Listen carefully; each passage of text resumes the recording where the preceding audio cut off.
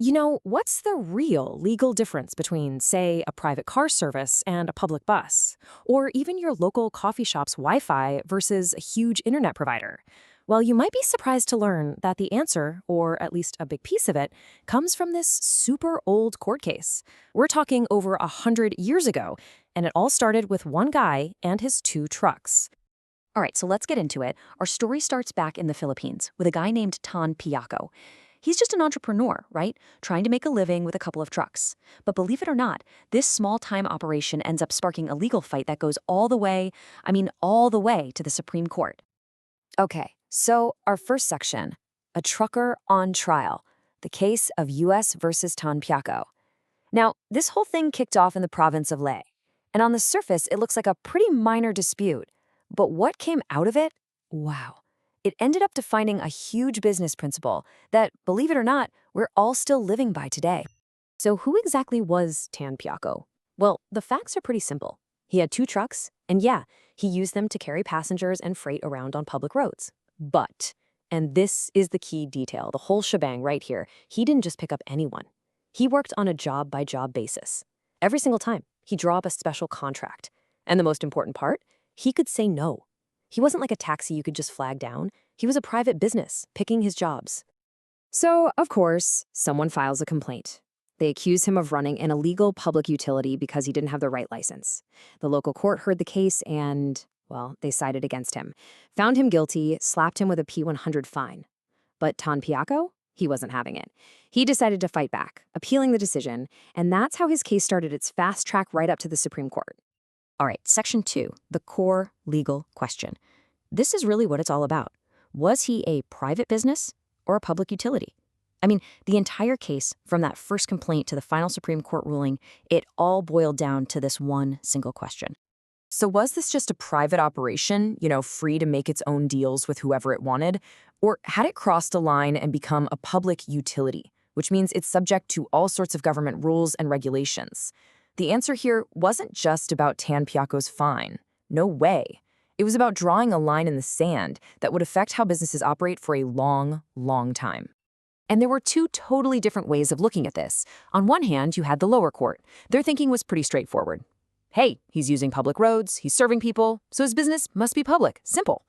But then the Attorney General stepped in and said, hold on a minute. He argued that those special contracts, and crucially, the fact that he could turn down customers, made it a totally private business. Moving on to Section 3, defining public use. Okay, so to settle this whole debate, the Supreme Court realized they needed to do more than just look at Tan Piaco's business. They had to go back to basics.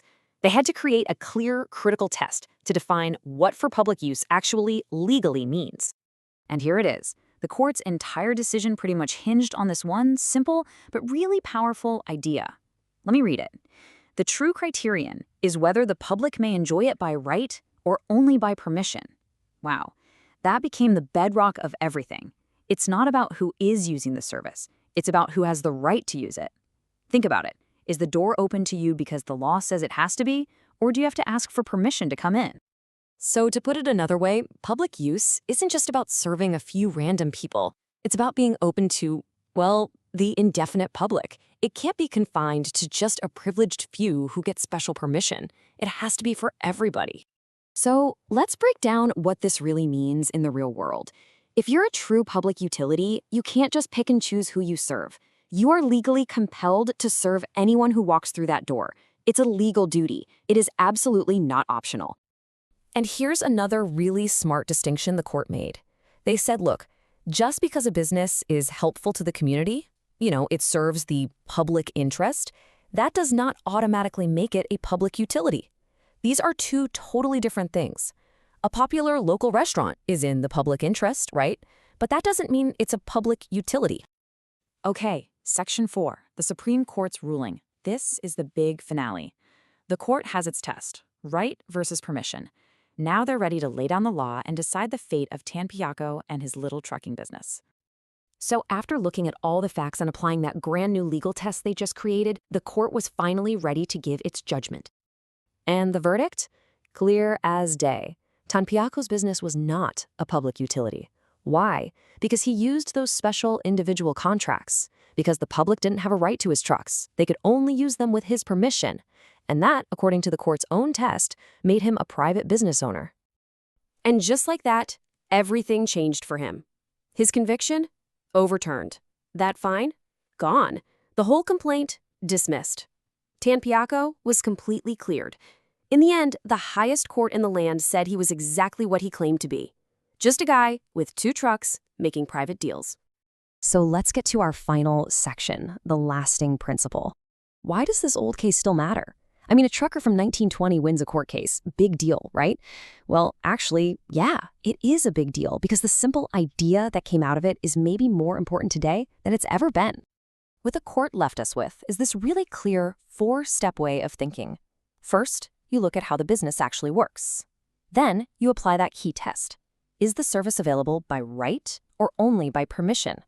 If the answer is permission, well, then it's a private business. And that simple logical framework has been a cornerstone of business law ever since. And that brings us right back to today. Think about it. This ruling from over 100 years ago is at the heart of modern arguments about, well, everything. From ride-sharing apps to internet providers who literally control our access to information. It all comes back to that same question, and it's one we're still grappling with. In this hyper-connected world of ours, where do we draw that line between a private convenience and a public service that everyone should have a right to?